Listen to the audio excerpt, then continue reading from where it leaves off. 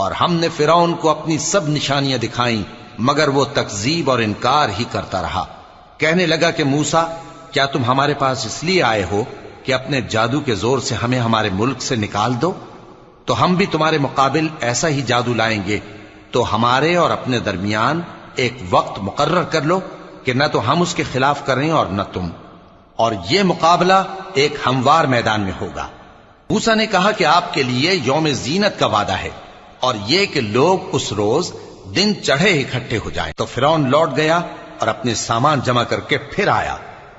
मूसा ने उन जादूगरों से कहा कि ये तुम्हारी बर्बादी होगी।